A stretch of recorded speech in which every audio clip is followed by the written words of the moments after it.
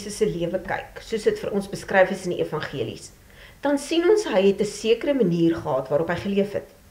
Hy het sekere gewoontes gehad, wat deel was van sy lewenstyl, waarmee hy vir ons 'n voorbeeld stel wat ons kan navolg. In hierdie video gaan ons kyk na 3 van hierdie dinge. Nommer 1. Tyd met die Vader. In die eerste plek was dit Jesus se gewoonte om gereeld tyd met die Vader te spandeer. Sommige net na hy deur Johannes gedoop is, gaan hy die woestyn in om 40 dae met die Vader te spandeer, sodat hy gereed kan wees vir die duiwelse versoekinge, waarvan ons in Matteus 4 lees. Ons lees ook dat hy vroeg opgestaan het om, voor die res van die mense wakker was, tyd met God te spandeer. Dan lees ons ook dat hy, na hy tyd met mense spandeer het en hulle geleer het, gesond gemaak het en soms ook kos gegee het, alleen na 'n verlate plek gegaan het om tyd met God te spandeer.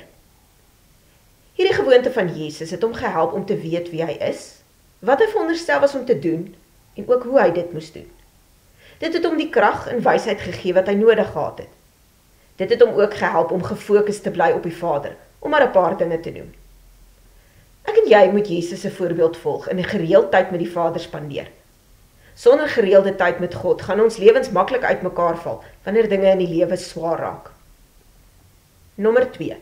Die Sabbat. Nog 'n gewoonte van Jesus was om die Sabbat te onderhou. As jy al voorheen die 10 gebooie gelees het, sal jy weet, God het gesê, die Israeliete moet vir 6 dae werk, maar die 7de dag moet hulle rus. Iemand skryf hieroor, dat God letterlik vir hulle gesê het om te stop. Stop om te werk, stop om te streef na dinge, stop om jou te bekommer oor jou doenlysie. Stop. Om die Sabbat te onderhou beteken nie daar is 'n lys van moet doen en moenie doen nie, of mag doen en mag nie doen nie, en dat ons veronderstel is om hierdie lys te volg nie. Om die Sabbat te onderhou beteken eenvoudig ons rus van ons daaglikse werk, sodat ons rus kan vind in God. Daar is vandag baie verskillende opinies oor of ons nog die Sabbat moet onderhou of nie. Daar is ook debatte oor of dit nou op 'n Saterdag of 'n Sondag moet wees.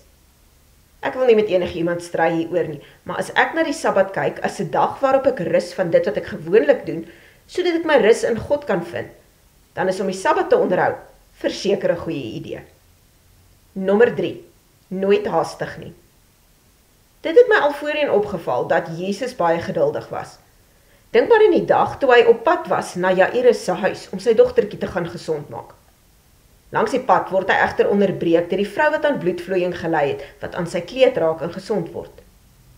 In plaas daarvan dat Jesus geïrriteerd raak met die onderbreking, gaan staan hy eers stil om met die vrou te praat en na haar storie te luister. Soos ek gesê het, ek het nog altyd gedink Jesus raak nie geïrriteerd nie omdat hy geduldig was. Maar nou die dag het ek besef, Jesus was nie net geduldig nie, hy was ook nie haastig nie.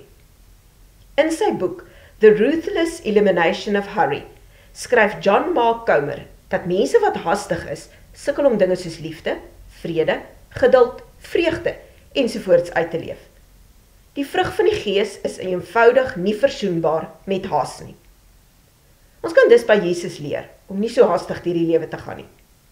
Ons gaan baie meer vrede en vreugde in ons lewens hê, as ons minder jaag. Ons gaan meer na ander kan luister, hulle kan help, of liefde op 'n ander manier kan uitleef, as ons nie heeltyd haastig is nie.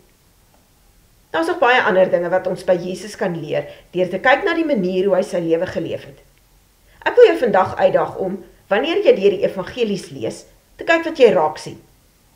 Vra ook die Here om jou te help om dit wat jy leer, in jou eie lewe te begin toepas.